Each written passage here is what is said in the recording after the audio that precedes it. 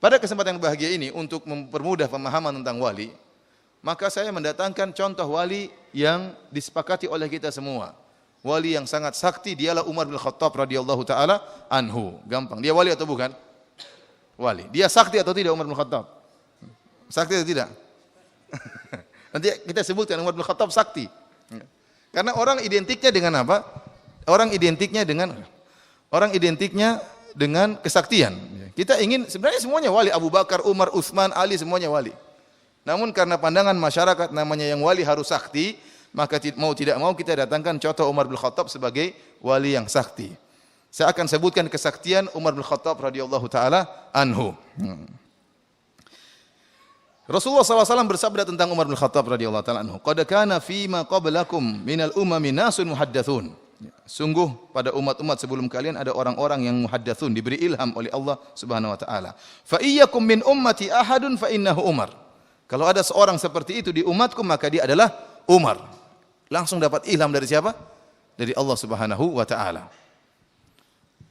Nabi juga bersabda tentang Umar, "Innallaha wada'al haqq 'ala lisani Umar yaqulu bihi." Allah meletakkan kebenaran di lisannya Umar. Kebenaran berada di lisannya Umar dan Umar mengucapkan kebenaran tersebut. Yang lebih canggih daripada ini Nabi mengatakan, "Lau kana nabiyyun ba'di lakana Umar." Kalau ada nabi setelahku maka dia adalah Umar. Umar bin Khattab radhiyallahu taala anhu. Oleh karenanya para hadirin kita lihat betapa sering Umar bin Khattab radhiyallahu taala anhu punya ide disepakati oleh Allah Subhanahu wa taala. Ada berapa kali Umar punya ide disepakati oleh Allah Subhanahu wa taala seperti masalah hijab terhadap istri-istri Nabi. Maka turunlah firman Allah menyetujui ide Umar bin Khattab radhiyallahu taala anhu. Bahkan terkadang Nabi keliru, Umar yang benar. Seperti tatkala kisah perang Badar, ya. Umar waktu ditanya oleh Nabi SAW bagaimana tentang tawanan-tawanan perang Badar, Umar punya ide. Begini saja kata Umar, orang yang paling dekat datang bunuh sembelih. Jadi misalnya dia mengatakan yang sepupu jadi kalau ada sepupunya ditawan di perang Badar, maka sepupunya dari kaum muslimin bunuh langsung sepupunya yang dari orang kafir. Jadi biar menunjukkan bahwasanya Islam telah memisahkan antara karib kerabat.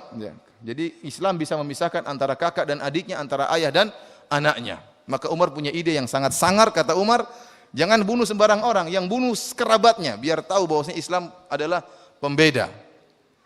Namun Nabi SAW tidak setuju dengan ide Umar ini. Nabi ingin agar ada tawanan-tawanan tersebut ditebus oleh orang-orang kafir, maka akhirnya dijalankan oleh, dan ini ide ini disetujui oleh Abu Bakar radhiyallahu taala anhu. Maka akhirnya tawanan-tawanan perang Badar tersebut tidak jadi dibunuh, tetapi barang siapa yang ingin menebus maka silakan. Maka datanglah orang-orang kafir, orang-orang musyrikin Arab dari Mekah, kemudian mereka menebus tawanan-tawanan tersebut dengan uang. Ternyata setelah itu Allah menegur Nabi sallallahu alaihi wasallam, ya. Dalam surat Al-Anfal, saya lupa ayatnya, ya. Intinya kemudian Abu Bakar dan Nabi menangis. Ya, Nabi SAW menangis dan Abu Bakar radhiyallahu taala menangis. Ternyata ijtihad Nabi dan Abu Bakar keliru, yang benar ijtihadnya apa? Umar. Dan beberapa ayat seperti, artinya ada contohnya, ada berapa kali, 4 kali atau lebih Umar punya ide, ternyata Allah setuju dan diturunkan ayat seperti masalah Hijr Ismail, ya, Maqam Ibrahim. Kemudian turun juga ayat menyetujui ide Umar bin Khattab radhiyallahu taala anhu, dan kita bisa bayangkan bagaimana seorang idenya disetujui oleh Rabbul Alamin. Dia wali atau bukan? Ide antum aja belum tentu disetujui oleh kepala sekolah. Kepala sekolah belum tentu setuju, mudir belum tentu setuju dengan ide antum. Ini Umar, idenya disetujui oleh siapa? Allah Subhanahu wa taala. Bagaimana dia bukan wali? Maka dari Nabi, dalam ayat, maka dari Nabi walladzina amanu ayyakuna lahu asra hatta yudkhinu fil ard. Allah melarang, tidak pantas Nabi dan orang beriman untuk punya tawanan-tawanan. Allah negur Nabi sallallahu alaihi wasallam. Dan Nabi dan Abu Bakar menangis, dan ternyata ide Umar yang benar. Para hadirin dan hadirat yang dirahmati oleh Subhanahu wa taala, kemudian di antara kesaktian Umar pernah mengutus suatu pasukan untuk berperang. Dalam perjalanan sebulan perjalanan, ya jauh lah zaman dulu, sebulan perjalanan dengan onta, ya jauh. Kemudian tatkala mereka berperang, Umar lagi sedang khutbah, di tengah khutbah tiba-tiba Umar berteriak di hadapan orang-orang, "Ya Sariyata al-Jabalu, ya Sariyatu al-Jabal." Kata Umar bin Khattab mengatakan, "Wahai Sariyah al-Jabala, hendaknya engkau mendekati ke gunung." Rupanya mereka yang jauh tersebut mendengar ada suara teriakan. Rupanya mereka dalam keadaan genting. Allah menjadikan Umar melihat kondisi mereka dalam keadaan genting. Kalau mereka tidak berlindung ke gunung, mereka bakalan kalah. Maka Umar berteriak seketika itu pula di atas mimbar, "Ya Sariyatu al-Jabala, wahai Sariyah, hendaknya kau bawa pasukanmu." Sariyah adalah nama pemimpin mereka. "Hendaknya kau bawa pasukanmu ke arah gunung." Akhirnya mereka dengar ada suara tersebut, mereka jalankan. Kemudian mereka menang. Mereka menang. Ini sakti atau tidak? Tidak pakai telepon, ke gunung, enggak. Ini langsung kelihatan, langsung teriak, suaranya kedengaran. Zaman dahulu belum ada telepon, belum ada mikrofon ya. Ini sakti atau tidak? Sakti atau tidak? Sakti lah, masa enggak sakti. Ini sakti. Sekarang kita bicara Umar yang super sakti. Kemudian di antara kesaktian Umar, ya, beliau ini bukan cuma ditakuti oleh orang kafir. Umar jelas ditakuti oleh orang kafir. Kata siapa namanya, Ibnu Mas'ud, ya, beliau mengatakan, "Mazilna a'izza mundu aslama Umar." Kami kaum muslimin menjadi jaya, menjadi kokoh setelah Umar masuk Islam. Dahulu para sahabat waktu mereka masuk Islam di awal Islam, mereka tidak berani sholat di Masjidil Haram, tidak berani. Dilarang oleh orang kafir. Begitu Umar masuk Islam, mereka bebas sholat di Masjidil Haram. Kenapa orang-orang kafir takut sama Umar? Mau melarang lawan saya. Umar badannya tinggi, tegap, besar. Sama dengan Khalid ibn Walid. Badan juga besar. Sampai orang-orang terkadang kalau lihat Khalid bin Walid dari jauh disangka itu Umar. Karena mereka ini mirip, badannya tinggi dan sama-sama besar. Badan besar itu pengaruh ya. Saya pernah lihat aku di Mekah, ini cerita aja, waktu lagi naik mobil, tahu-tahu ada orang di mobil, ada orang di depannya menahan, jadi dia bel-bel, orangnya nggak keluar-keluar, bel-bel nggak keluar-keluar, ternyata orang di mobil di badannya besar sekali. Kalau badannya gede dia takut, langsung pergi ya. Dikira yang supir di belakang badannya kecil, ternyata begitu keluar, wow badannya gede, langsung ya udah, afwan. Kalau kecil mungkin diomelin, tapi enggak berani. Jadi Umar badannya besar, dan besarnya badan pengaruh membuat orang-orang kafir takut. Ternyata Umar bukan cuma ditakuti oleh manusia, setan-setan pun takut. Kata Nabi SAW, "Ya Ibn al-Khattab, wahai Ibn al-Khattab, walladhi nafsi biyadihi, demi Allah yang jiwaku berada di tangannya, ma laqiyaka syaitanu qad salikan fajjan illa salaka fajjan ghayra fajjik." Kata Nabi SAW, tidak satu setan pun yang melihat kau menempuh satu jalan, kecuali setan akan lari cari jalan yang lain. Kalau kita, setan ingin dekati kita, kita goda itu, si fulan itu goda. Setan pada mendekat ingin goda. Ini Umar, setan kabur semua. Sakti atau tidak? Ya akhi, sakti. Ada orang kemasukan, Umar datang lari jinnya semua.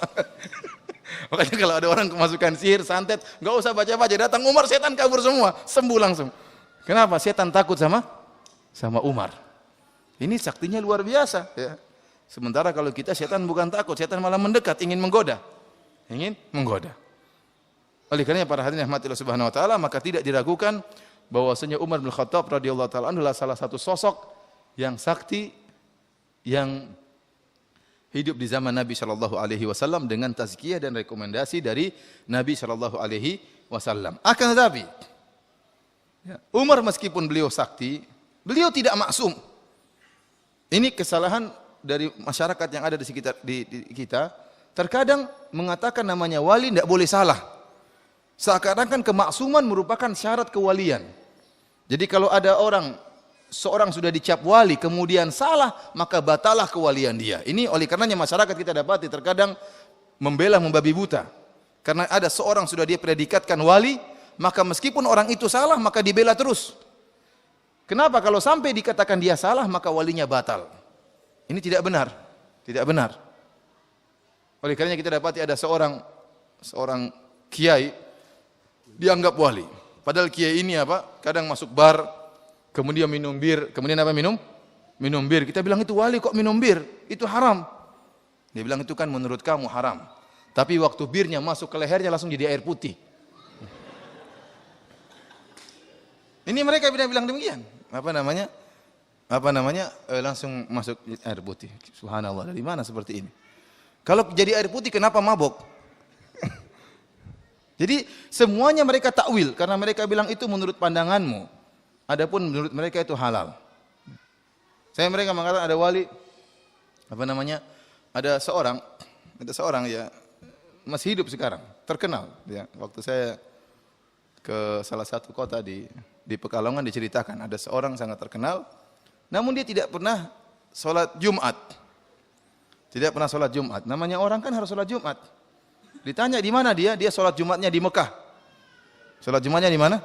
Di Mekah. Teman-teman cerita, akhirnya ada sebagian ikhwan yang dia ngeyel, ingin tahu ini benar ke Mekah atau tidak ini. Katanya sholat Jumatnya, karena sholat Jumat tidak muncul, ditanya kemana, sholat Jumatnya di Mekah. Akhirnya mereka ini tidak sholat Jumat pada waktu sholat Jumat. Ingin bertamu di rumah wali ini. Maka datanglah mereka di rumah wali tersebut, mereka ketuk pintunya, ternyata sang wali lagi main orgen. Hari Jumat ini dia main apa? Orgen. Katanya ke Mekah, kok main orgen? Oh, ruhnya ke Mekah, badannya main orgen. Ada saja jawabannya. Dan ini cerita konyol sejak dulu. Jadi kata mereka, kemana si fulan? Sampai saya sebut nukil dari internet ya tentang masalah itu. Jadi orang ini dikatakan dia pas sholat Jumat hilang. Tahu-tahu begitu sholat Jumat dia datang dengan bawa korma dari Mekah, dengan bawa makanan-makanan dari Mekah yang tidak ada di tempat tersebut. Kenapa ditanya, di mana kamu? Saya sholat Jumat di Mekah. Padahal di Mekah belum sholat Jumat. Kalau kita jam 12 ini di Mekah masih jam 8, orang imamnya masih tidur. Bagaimana dia sholat Jumat di Mekah? Beda antara Mekah dengan kita berapa jam? 4 jam. Kalau di sini malah 5 jam. Makanya kalau di sini sholat Jumat, di sana orang masih tidur. Orang Arab Saudi masih tidur. Bagaimana dikatakan dia sholat Jumat? Namun orang dulu mudah diperdaya, dibodoh-bodohin. Dia tahu-tahu hilang bawa korma, ya korma mungkin setan yang ngambilkan. Padahal di Mekah belum sholat Jumat. Namun demikianlah. Intinya saya katakan mereka orang-orang awam menganggap namanya wali harus maksum, tidak boleh apa? Tidak boleh salah. Dan ini akidahnya orang-orang Syiah. Dan ini akidah yang berbahaya. Saya ulangi, akidah meyakini ada yang maksum selain Nabi itu akidah berbahaya. Akidah yang diadopsi dari orang-orang Syiah dan ini keistimewaan orang Syiah. Asalnya ini adalah akidahnya orang Syiah meyakini ada yang maksum selain Nabi Muhammad SAW. Kenapa saya katakan ini akidah yang berbahaya? Karena konsekuensi dari akidah ini sangat berbahaya. Kita tahu bahwasanya Imam Malik mengatakan, kullun yu'khadhu min qawlihi wa yurad ila sahib hadzal qabr. Setiap orang boleh diambil perkataannya dan boleh ditolak perkataannya kecuali Muhammad SAW. Kenapa Nabi Muhammad apa artinya Nabi Muhammad dikatakan maksum? Artinya seorang dikatakan maksum, artinya perkataannya enggak boleh salah dan perbuatannya enggak boleh salah. Berarti kalau perkataannya enggak boleh salah, perbuatannya enggak boleh salah, berarti perkataannya dapat wahyu dari Allah dan perbuatannya dapat bimbingan dari Allah, dari Tuhan. Dan kalau artinya perkataannya dan perbuatannya tidak boleh salah, berarti perkataannya dan perbuatannya merupakan hujjah, merupakan argumen, merupakan sumber hukum. Karena ini pasti benar. Dan kita berhujjah dengan sumber hukum yang benar. Dari sini, makanya sumber hukum Islam ada dua, yaitu Al-Quran dan hadis-hadis Nabi. Kenapa? Karena hadis-hadis Nabi ini bersumber dari orang yang maksum, yang tidak mungkin apa? Salah. Seandainya Nabi mungkin salah, hadis tidak bisa jadi sumber hukum. Saya ulangi, kalau seandainya Nabi Muhammad mungkin salah, atau kalau salah dia tidak ditegur oleh Allah Subhanahu Wa Taala, maka hadis tidak bisa menjadi sumber hukum. Kapan hadis harus menjadi sumber hukum? Tatkala Nabi maksum, tidak mungkin salah, maka perkataan dan perbuatannya merupakan sumber hukum. Nah, orang-orang Syiah bikin kesesatan. Mereka mengatakan kita punya imam 12, maksum semuanya. Apa konsekuensi dari perkataan mereka ini? Berarti perkataan imam-imam mereka dan perbuatan imam mereka ini juga dalil sumber hukum yang lain selain hadis. Selain hadis Nabi SAW. Karenanya akhirnya orang-orang Syiah punya sumber-sumber hukum yang lain. Sumber hadis-hadis mereka bukan hadis-hadis Nabi, tapi hadis-hadis imam. Maka muncullah 8 buku kitab hadis mereka. Kitab hadis mereka bukan Sahih Bukhari, bukan Sahih Muslim, bukan Sunan Abi Daud, Sunan Tirmidzi, Sunan Nasa'i, Sunan Ibnu Majah, Mustadrak Al-Hakim, Musnad Imam Ahmad. Itu semua buku-buku hadis Nabi Muhammad SAW. Mereka punya buku hadis-hadis imam. Apa di buku-buku tersebut? Seperti Al-Kafirul Kulaini, 8 jilid. Antum buka coba. Mungkin hadis-hadis Nabi cuma sedikit, semuanya isinya berkata imam ini, berkata imam anu, berkata Ja'far as-Sadiq, berkata Muhammad al-Baqir, berkata Ali bin Abi Thalib, berkata Hasan, berkata Husain, berkata Ali Ridha. Jadi buku-buku hadis bukan hadis Nabi, tapi hadis-hadis apa? Imam. Dan ini sumber hukum. Kenapa? Imam-imam mereka maksum. Contohnya lagi, seperti kitab Biharul Anwar, kalangan Al-Majlisi, 110 jilid. Antum baca isinya, berkata imam ini, imam ini. Kalau ada perkataan hadis Nabi, cuma sedikit.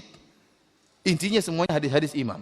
Ada lagi tafsir Istibsar, Al-Istibsar, Tahdzibul Ahkam, karangan Tusi. Kemudian Man La Yadurul Faqih.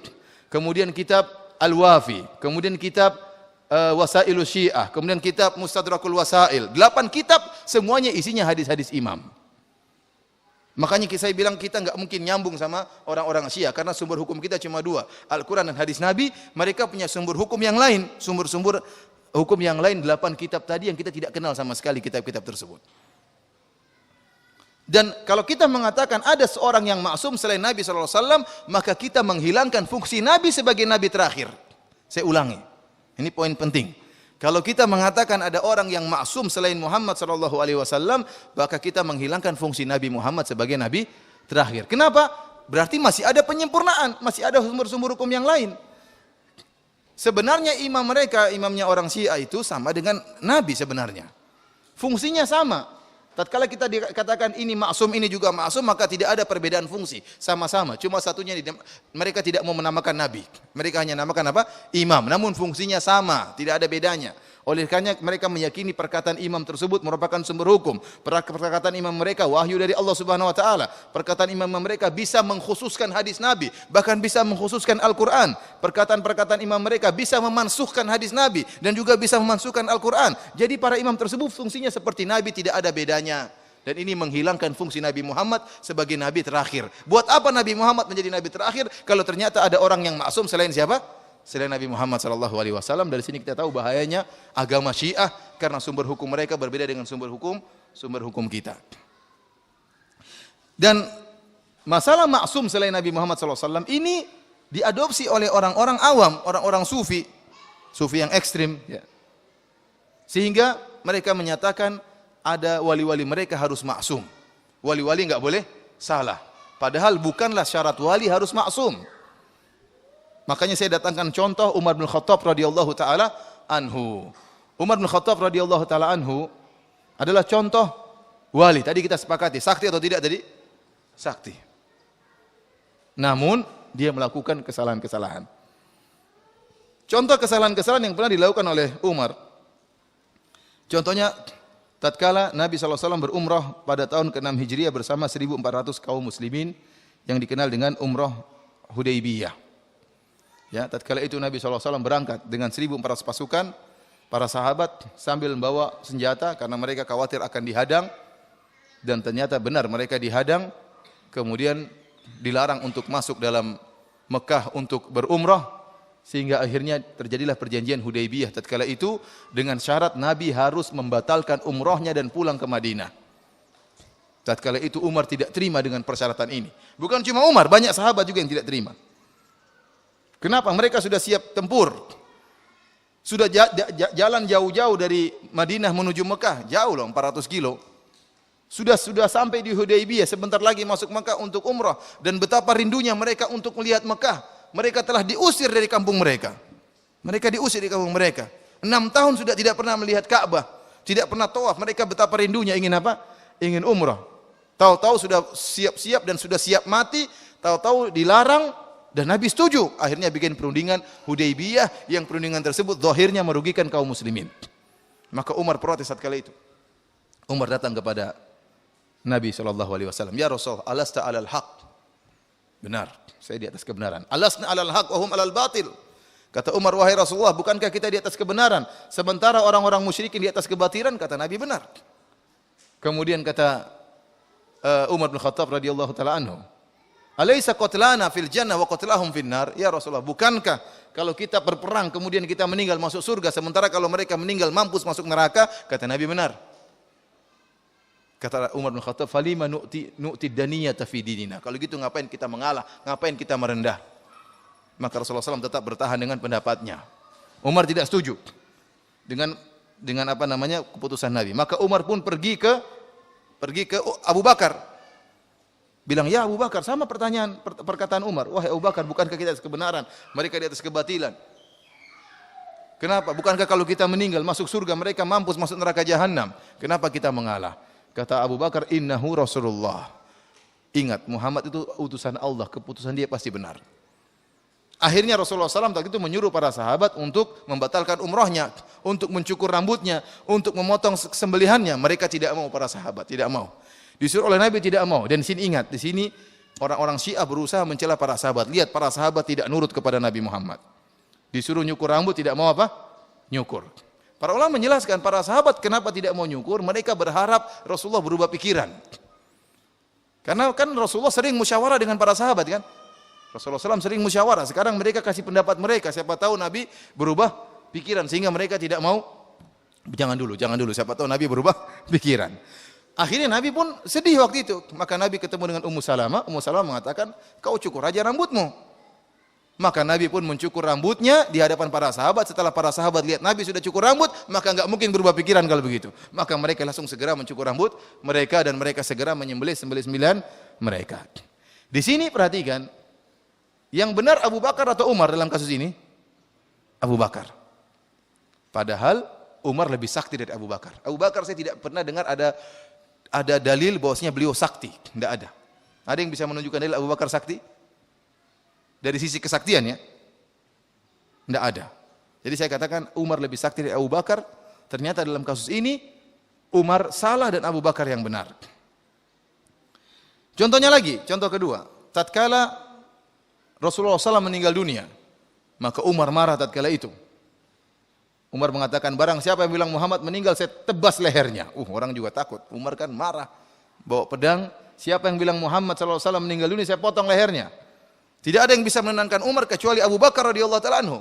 Abu Bakar ingatkan firman Allah Subhanahu wa taala, "Innaka mayyitun wa innahum mayyitun." Kau akan meninggal sebagaimana mereka juga akan meninggal. Rasulullah SAW adalah orang yang juga akan meninggal. Afa immata au qutilan qalabatum ala aqabikum? Apa kalau dia meninggal kalian akan berubah kembali ke belakang? Jadi seakan-akan Umar baru mendengar ayat-ayat tersebut. Ternyata dia salah. Yang benar Abu Bakar yang menjelaskan bahwasanya Rasulullah SAW bisa meninggal dunia. Kasus yang ketiga, tatkala Abu Bakar hendak memerangi orang-orang yang menentang membayar zakat. Tatkala itu Abu Bakar keras, sementara Umar melarang Abu Bakar. Kata Umar, "Wahai Abu Bakar, bagaimana kau memerangi orang-orang yang mengucapkan asyhadu alla ilaha illallah wa asyhadu anna Muhammadar Rasulullah?" Maka Abu Bakar bantah. Abu Bakar mengatakan, kecuali kalau mereka melanggar hak la ilaha illallah. Di antara hak la ilaha illallah mereka harus bayar zakat. Maka Abu Bakar pun tetap bersikeras memerangi mereka dan ternyata Abu Bakar di atas kebenaran dan Umar yang keliru. Dari sini kita bisa mengambil faedah bahwasanya seorang wali tidak harus maksum dan tidak maksum. Yang maksum cuma siapa? Nabi Muhammad sallallahu alaihi wasallam. Dan seorang wali bisa saja bersalah dan bahkan salahnya berulang-ulang. Sebagaimana Umar bin Khattab radhiyallahu taala anhu, dia bersalah dan kesalahannya berulang-ulang. Kemudian poin yang sangat penting, perhatikan di sini, tidak berarti orang yang sakti lebih afdol daripada orang yang tidak sakti. Perhatikan ini. Maksudnya apa? Wali tidak harus sakti. Mana yang lebih wali, Abu Bakar atau Umar? Abu Bakar jelas lebih wali. Kalau kita bicara tentang keutamaan Abu Bakar terlalu banyak. Bahkan di antara perkataan Umar, "La wuzina imanu Abi Bakrin ma imanil ummah la rajiha imanu Abi Bakrin." Kalau tidak salah diriwayatkan dari perkataan Umar. Kata Umar mengatakan, kalau seandainya ditimbang imannya Abu Bakar dibandingkan dengan imannya umat, maka masih lebih berat imannya Abu Bakar. Luar biasa keimanan Abu Bakar radhiyallahu taala anhu. Tatkala Umar berusaha untuk melombai Abu Bakar, Umar menyumbang dengan setengah hartanya, ternyata Abu Bakar menyumbangkan dengan seluruh hartanya. Kalah ya Umar bin Khattab. Jadi Abu Bakar luar biasa. Dan nilai dia lebih tinggi daripada Umar bin Khattab radhiyallahu taala. Ternyata kalau dilihat dari kesaktian, Umar lebih sakti daripada Abu Bakar. Tidak ada dalil-dalil secara khusus menunjukkan Abu Bakar sakti, tapi ada dalil-dalil secara khusus yang menunjukkan Umar sakti. Ini dalil bahwasanya Tidak harus orang yang sakti itu lebih mulia di sisi Allah daripada yang tidak sakti. Karena Ibnu Taimiyah menjelaskan bahwasanya kesaktian karomah dalam tanda petik dalam arti khusus kesaktian atau keajaiban itu diberikan oleh Allah kepada hamba-hambanya berdasarkan kebutuhan. Terkadang seorang imannya sudah tinggi Allah tidak kasih karomah. Buktinya para sahabat dalam medan peperangan meninggal atau tidak? Meninggal. Dalam perang Uhud, dalam perang Badar tidak ada kesaktian. Dalam perang Badar Allah tidak menjadikan mereka sakti, tapi Allah turunkan malaikat untuk memenangkan. Para sahabat tidak jadi sakti, tidak jadi kebal. Ya. Dan dalam perang Uhud banyak di antara mereka meninggal dunia. Ibnu Taimiyah menjelaskan bahwasanya karomah karenanya lebih banyak muncul di zaman para tabi'in daripada zaman para sahabat. Kenapa? Karena iman tabi'in lebih lemah dan mereka lebih butuh untuk apa? Dikokohkan oleh Allah Subhanahu wa taala. Oleh karenanya saya katakan bahwasanya kalau ada orang misalnya diberi karomah berupa kesaktian, bukan berarti dia lebih mulia daripada yang tidak punya kesaktian. Dalil yang paling nyata adalah antara Umar dan Abu Bakar radhiyallahu taala anhu. Abu Bakar lebih mulia daripada Umar bin Khattab radhiyallahu taala anhu. Ya, akan tetapi Umar lebih sakti daripada Abu Bakar radhiyallahu taala anhu.